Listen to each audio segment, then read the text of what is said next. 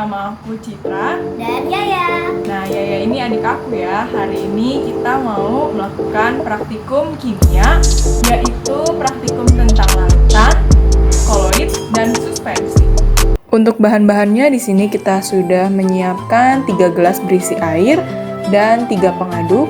Lalu ini ada media tanam yang sudah dicampur pupuk, susu putih bubuk, garam dapur, dan senter untuk pengujian efek tindal. Oke, langsung kita mulai aja ya praktikumnya. Nah, pertama dimulai dari larutan nih.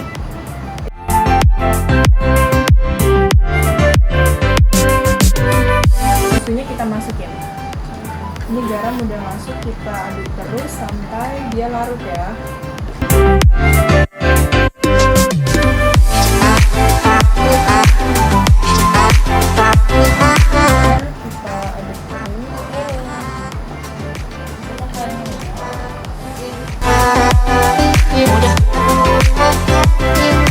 Oke, nah setelah semuanya diaduk, ini kita tunggu dulu ya, supaya akan lebih terlihat perbedaan antara larutan, koloid, dan suspensinya. Nah, sekarang waktunya kita lihat hasil praktikumnya ya.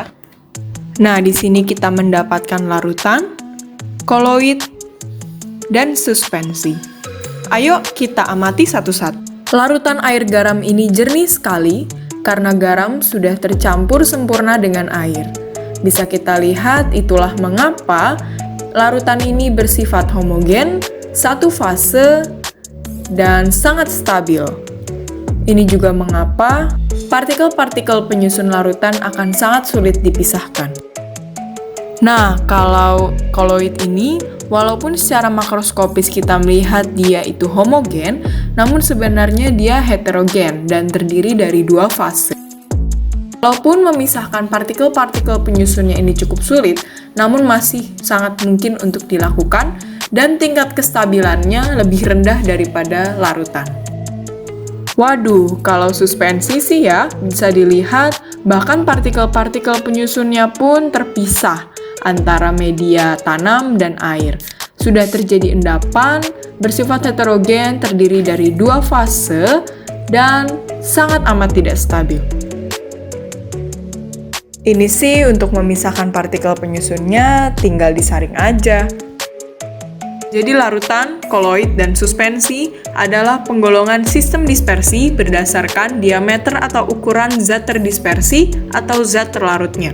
Di bawah 1 nanometer akan menghasilkan larutan, 1-100 nanometer akan menghasilkan koloid, dan lebih besar daripada 100 nanometer akan menghasilkan suspensi, yang berpengaruh pada tingkat kestabilan larutan itu sendiri. Sekarang masuk ke pengujian efek tindal. Bacit, efek tindal itu apa sih? Nanti kita cari tahu ya. Di sini kita mau melihat apa sih perbedaan reaksi larutan, suspensi, dan koloid terhadap cahaya. Nah, yang pertama ini larutan. Wah Mbak, ternyata kalau larutan itu nembus ya cahayanya. Iya ya, dia nembus ke layar karena dia tidak ada endapan. Kedua, koloid. Kok di layarnya gelap ya Mbak? Lah iya ya, cahayanya nggak sampai ke layar. Kalau dilihat dari depan, lihat deh, sekitarnya jadi terang. Mungkin inilah yang disebut dengan efek tindal, yaitu pembauran cahaya ke berbagai sisi oleh koloid. Jadi, apa yang ada di sekelilingnya pun ikut kelihatan, kayak tangan yang megang gelas itu. Yang terakhir, suspensi. Ternyata saat suspensi disinari oleh cahaya, cahayanya sama sekali tidak tembus ke layar dan tidak membaur kemanapun.